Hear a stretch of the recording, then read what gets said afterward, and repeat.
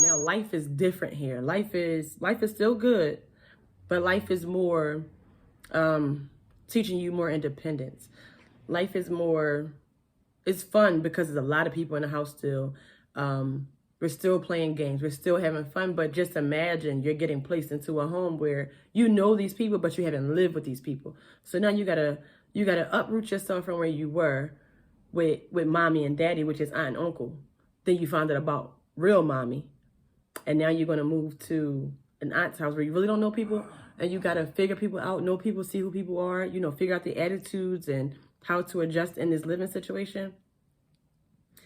It don't get there. It don't get worse there. So then we meet my other aunt, which we remember my other aunt because that other aunt lived with us and was raised as our sister.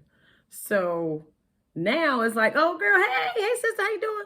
But aunt. So that was that situation. So we lived in this house, we loved everybody, we had fun, life was happening, and now we're getting acclimated to this life.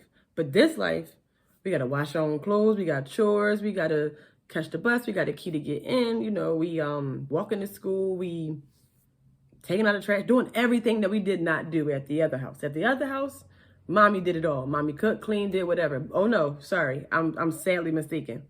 She did mostly everything, but on the weekends, Saturday morning, you're getting up. And you're doing baseboards, and you're doing windowsills, and you're doing the railings outside, and you're sweeping the steps outside, and you're getting in between them cracks with the brush. But she had, the dustpan. You get the little pan with the little brush, and you brush it up. That's what we get to clean the steps with. Clean them steps. So every day, every Saturday. And then we got the newspaper with the Windex outside on ladders of the windows. Clean the windows, and then we got to go out back. And oh, you better forget your room, because you know how back in the day they used to have the clotheslines.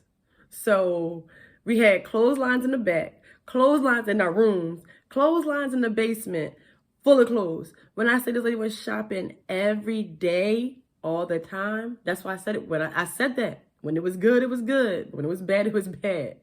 That lady was shopping. Middle of the night, you see her in your room hanging up clothes, wet clothes. Now you get up for school, you can't even find your way through. You moving through clothes because there's so many clothes in the daggone room.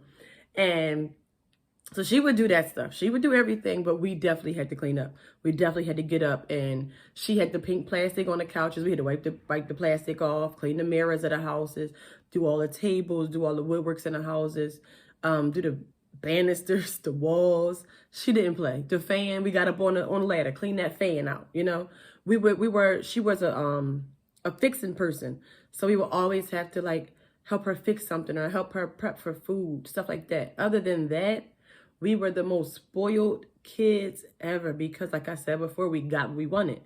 My dad, he would take us that morning. We would clean up. After we done, cleaning up the house and outside the house and out back, he would take us to McDonald's. Me and my sister, McDonald's, Happy Meals, breakfast, whatever we wanted. You want to go outside? Let's go outside. But that was his reward. I know you guys are going through a lot. And, I can't. It's almost like I can't control what she's doing because we didn't know she was on drugs. But in his mind, that's what he was trying to tell us. I can't control her right now, And he didn't say those words. It was just, come on, yo, let's go outside or let's go here. What y'all want to do today? And he would take us away. He would take us out to eat. He would take us to the pool, whatever, just to get our minds off of it. That was our going out. And other than that, we were doing other things. So when I say lost in that moment, right? Is who do you belong to? Who do you belong to? That is a question that I'm still struggling to answer myself, because here I have my birth mother that she is my world, and we got plenty of time for that. I'll get to more videos and tell you guys about my birth mom. She can be much. She can definitely be much, but she is the coolest mom I ever met. She is the most comfortablest mom to talk to. I can go to my mom's house right now, and y'all know me, I'm silly. Well, some of you know me, but y'all know me, I'm very silly. So I'll walk up to her and just start dancing. Hey, Mom. And before she gets smart, she'll be like, what's up, girl? What you want? What the heck is wrong with you? She'll say something like that. Or if I'm like, Mom, something's wrong, I gotta talk to you. She'll be like, what's wrong? She gonna get to it. I can tell her right now, my supervisor said, get out, and she gonna beat me up. My mom gonna find a way to get to this job to see what his supervisor is at. My mom don't play about her kids. My mom has never played about her kids, even through her addiction. My mom has always told everybody about us, always let us visit people.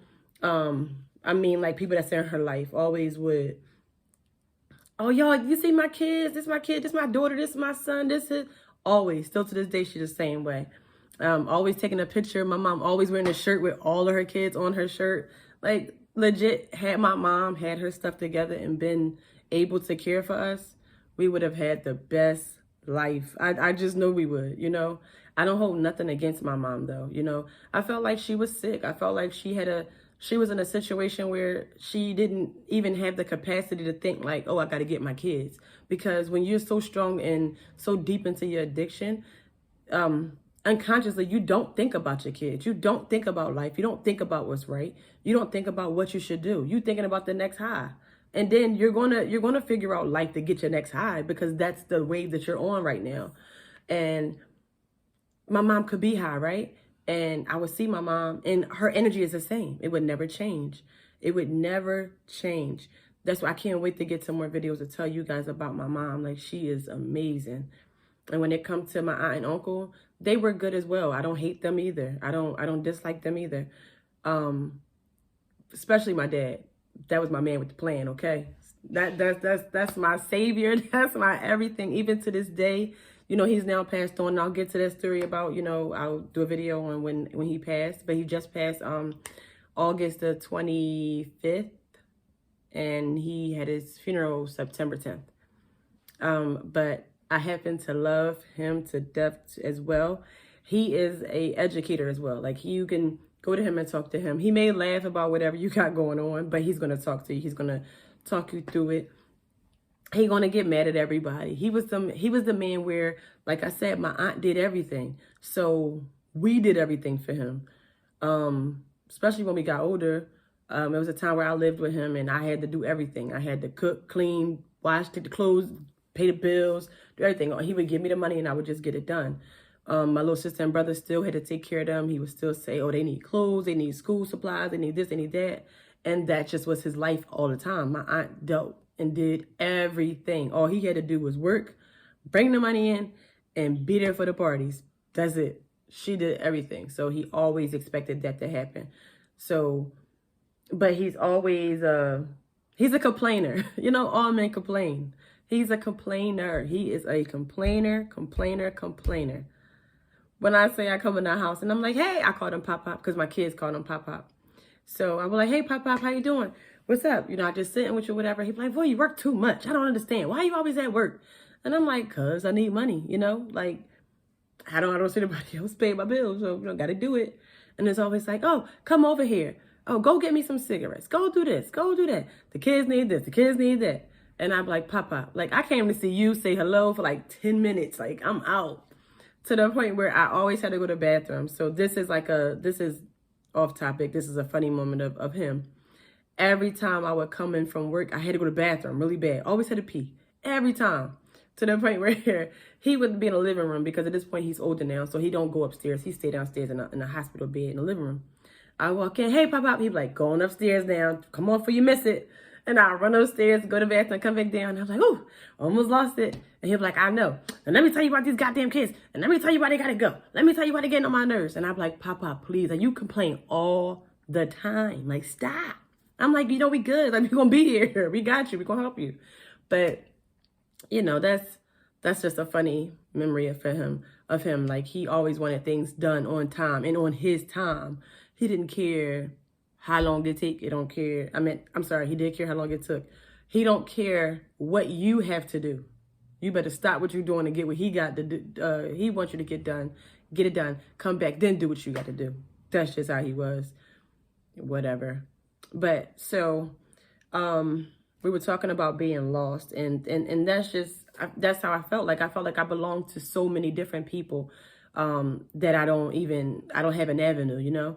There are a lot of people that are born with their parents and or single parents or adopted children that have parents. I'm just saying that you have that outlet to do as you please. Talk to your parent, be in your parent's life.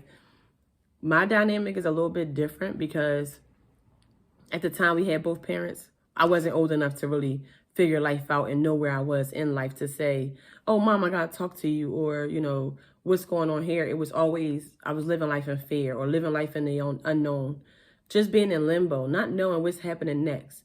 Always living like a fast life. So we always went to church. She always made us pray.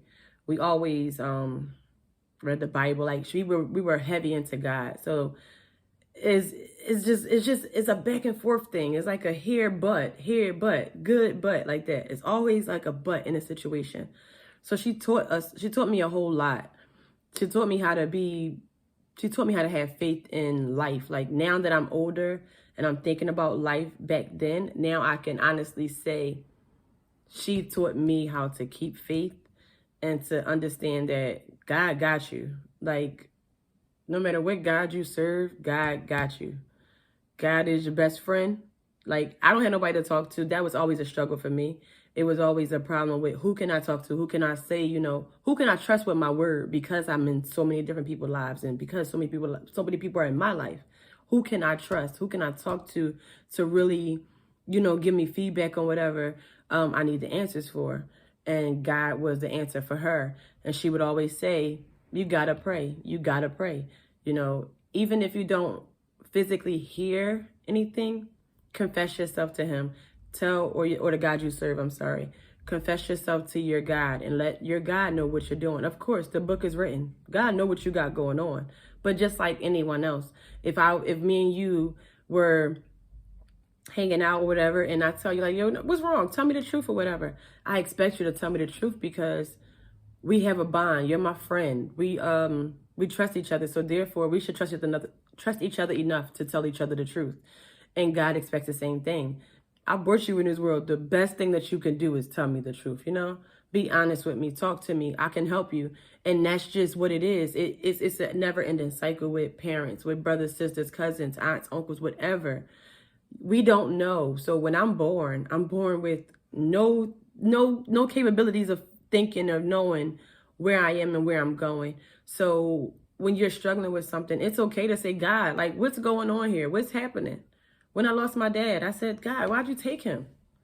Then when I got to the funeral, the pastor, I go to Enon Tabernacle. So Pastor Waller, he basically preached for his funeral, and he said that the name of the sermon was called And the Winner Is.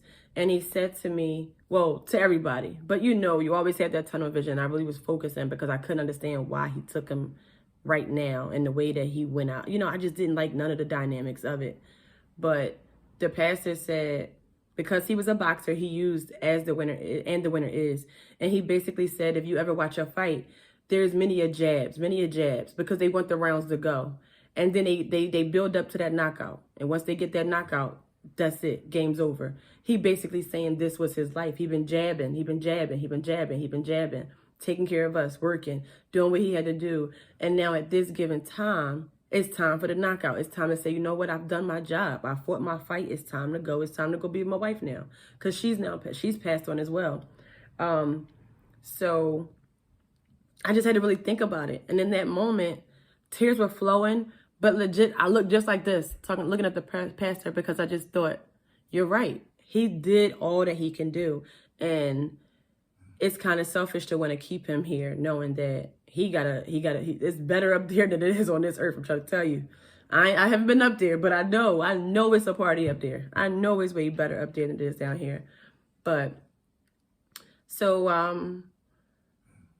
I just know that God is different. You can talk to God, you can figure God out. Like, tell him what you want to tell him, and one day he will answer you. He may not answer you in like how we have a conversation, but best believe if you say, show me a sign, your car might break down, and the next day you get a brand new one. And then you mad in that moment because your car broke down. And then you're like, God, why? For what? What happened? We just talked about this. I just prayed and I asked you for something better. And then the very next day you get a brand new car, and you're like, how the heck I pay for this? And then like months in a line, you're like, sheesh, I don't know who paid these car notes because I ain't got it. You working hard. Us working people, we work so hard and none of the money add up. But then when all your bills get paid at the end of the month, you're like thinking like, all right, well, I went out. I know y'all go out. you paid your bills, you got gas.